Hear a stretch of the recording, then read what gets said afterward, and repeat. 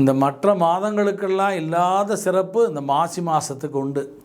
இந்த 12 மாதங்களில் துவாதச மாதங்கள்னு சொல்கிறோம். துவாதச ராசிகளோட ஜோதிட சாஸ்திரத்தில் சொல்லுவோம். இது காலபுருஷ தத்துவத்தில் 11வது மாதம் எதுன்னு சொன்னால் மேஷத்தில் ஆரம்பித்து சித்திரை மாதம் ஆரம்பித்து 11வது மாதம் தைக்கு அடுத்த மாதம் மாசி. இது 11வது மாதம். இது காலபுருஷ தத்துவத்தில் பிறவி லாப தத்துவம். லாபம், பிறவி லாபத்தை அடையக்கூடிய மாதம் இந்த மாசி மாதம். நம்ம இவ்வளோ நாள் வாழ்க்கையில் வாழ்ந்துருக்கோம், எவ்வளவோ பண்ணுறோம், பாவத்தையும் பண்ணுறோம், புண்ணியத்தையும் பண்ணுறோம். அதெல்லாம் கணக்கிட்டு நமக்கு பிறவி லாபத்தை கொடுக்கறது இந்த மாதம் தான். நம்மளுடைய அக்கௌண்ட்டை டேலி பண்ணக்கூடியது. இன்றைக்கி கூட பார்த்தீங்கன்னா இந்த மார்ச் மாதம் 31 தான் இயர் எண்டிங் வச்சுருக்கா. நீங்கள் கூட பார்த்தீங்கன்னா தெரியும். இயர் எண்டிங் முடிஞ்சு அதோட அந்த வருஷம் இன்கம் டேக்ஸ் க்ளோசிங் பண்ணுவாள். அதே மாதிரி இந்த மாசி மாதம் தான் நம்ம இந்த வருஷம் முழுக்க எவ்வளவு பாவம் பண்ணியிருக்கோம், எவ்வளோ புண்ணியம் பண்ணியிருக்கோம், இதனுடைய பலன்கள் இனிமேல் என்னங்கிற கால்குலேட் பண்ணி பலன் கொடுக்கக்கூடிய அந்த கால்குலேட் பண்ணக்கூடிய மாதம் இந்த மாதம். இது காலபுருஷன் இந்த மாதத்தில் தான் இந்த வருஷம் முழுக்க அவன் என்ன பாவம் பண்ணியிருக்கான், புண்ணியம் பண்ணியிருக்கான்னு கணக்கு போட்டு நமக்கு பலனை கொடுக்கக்கூடிய மாதம் இந்த மாதம்.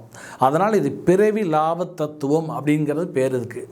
அதனால தான் இந்த மாதத்தில் ரொம்ப ரொம்ப முக்கியமாக இந்த சிவராத்திரி.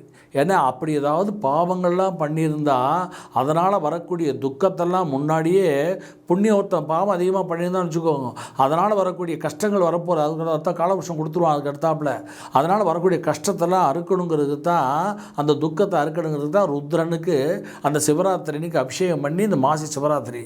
அது மட்டும் இல்லாமல் இந்த மாசி மகம் அதுவும் இதில் தான் வரும். அந்த 12 வருடங்களுக்கு ஒரு கும்பமேளா, அதுபோல் 6 வருடங்களுக்கு வரக்கூடிய அர்த்த கும்பமேளா.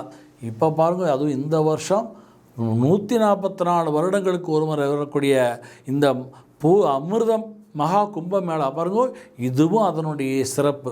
அதனால் இந்த மாசி மாதம் இந்த மாதத்தில் போய் இந்த அமிர்த கும்பமேளா கலந்துட்டு அந்த திரிவேணி சங்கமத்தில் குளித்தா அத்தனை பாவம் போயிடும். அப்போ நம்ம இவ்வளோ வருஷமாக செஞ்ச பாவத்தெல்லாம் தீர்ப்பதற்கு இந்த மாசி மாதம்தான் ரொம்ப முக்கியமான மாதம். அதனால் இது ஒரு அற்புதமான ஒரு வாய்ப்பு இந்த மாசி மாதம்.